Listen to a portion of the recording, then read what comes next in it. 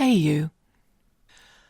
I was struck recently, as I so often am these days, by the way in which people take up and then depart from things, places and people.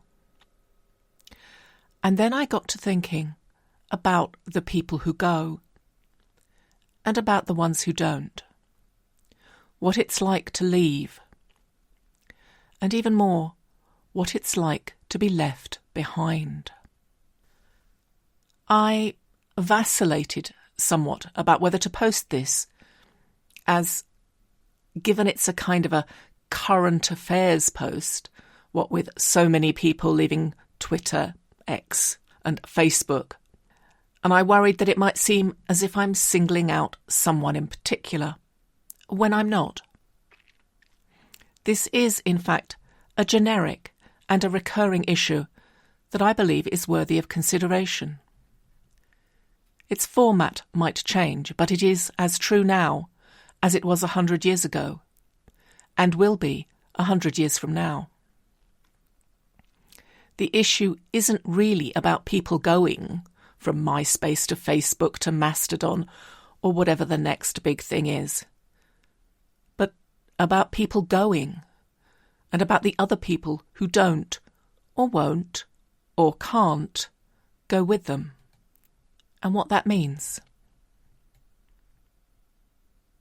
At this moment in time, early 2025, as tech bro billionaires persist in their endless quest to ruin various social media platforms, various people who disagree with their stance or their politics, or who are tired of the ongoing reduction in the quality of service, are leaving. They are migrating elsewhere, or else abjuring social platforms in their entirety. And that is, of course, their right and privilege. A person must do what is right for them. Sometimes you simply have to move on in order to protect yourself, to heal, or to grow. But, in my not always humble opinion, the reason for leaving is not always so cut and dried, and the fallout is often not even considered. Often, departure from these places is a knee-jerk or almost consideration-free decision made in the moment.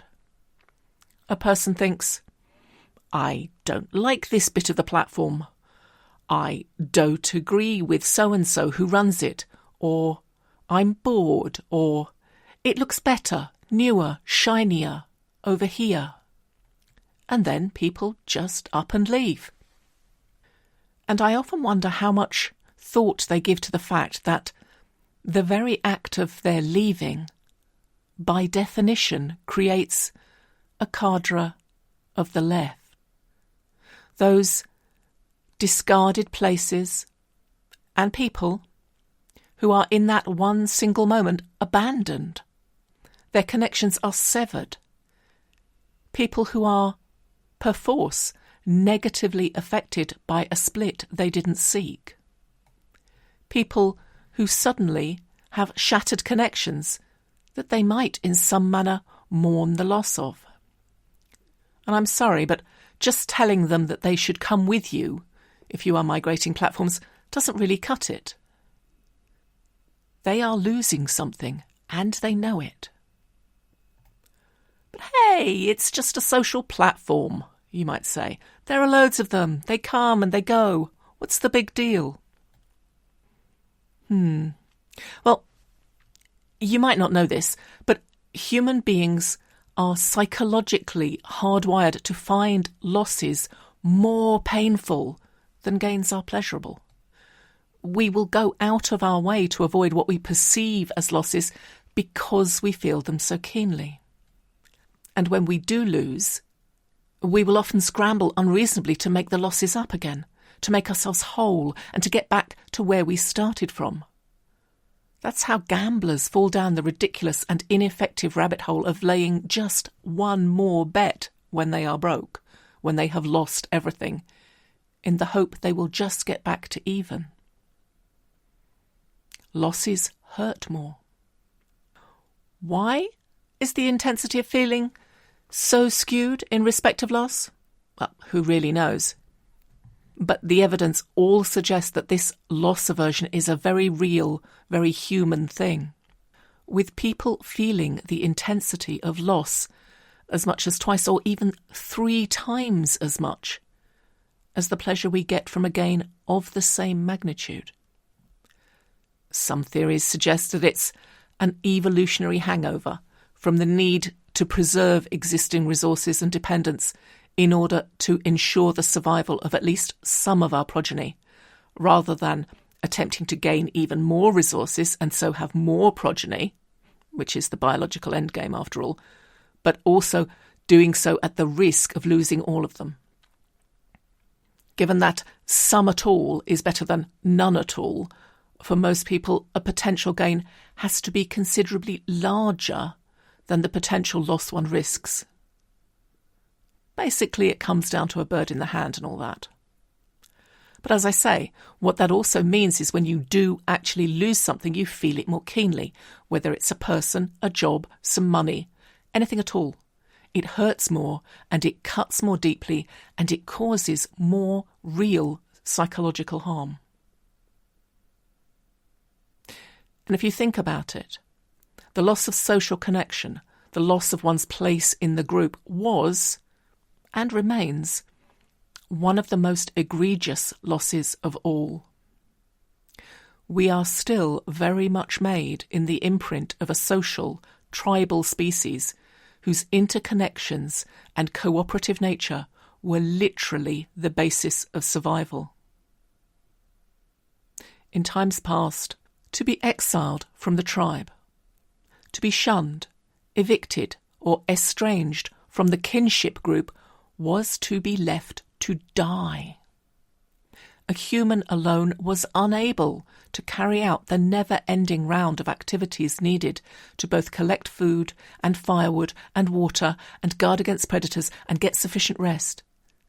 A human alone was almost guaranteed to perish, and so, if loss in general is felt particularly keenly, loss of essential social connection, well, that's a kind of psychological damage that puts wound atop wound. It's kind of lethal. And yet, it's also inevitable.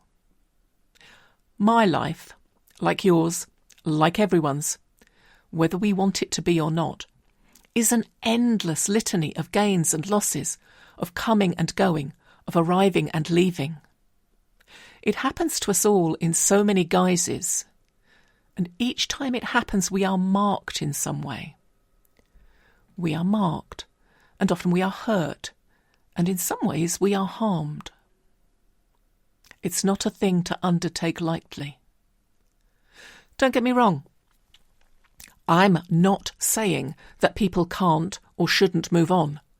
Leaving things and people behind us is part and parcel of life. Life is, after all, a voyage, and some things we outgrow and some things are bad for us, and they should be left in our rearview mirror as soon as.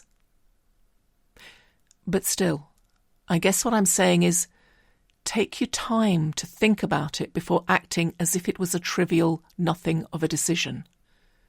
Because it's not. When you are leaving for pastures new, or slimming down your contacts list, or even, as the new trend has it, cutting out all the so-called toxic things and people, whatever that means, the bar for toxicity seems remarkably low sometimes. Maybe pause for just a moment and consider what it's like to be left behind. Consider, do you really, truly, definitely never want to see or hear from those people ever again? Because that's the risk you're taking. Yes, maybe they'll come with you, but probably they won't. What you think you're saying is, hey, we're on to pastures new, you can come too if you want. What they hear is, You're not worth my time and effort to remain behind, and I am out of here. Two very different things. If you decide, for whatever reason, even a really, really good one, to leave people's lives and communication channels, and you don't lay really solid lines of alternate communication immediately, which you actively pursue, don't lay the onus on them.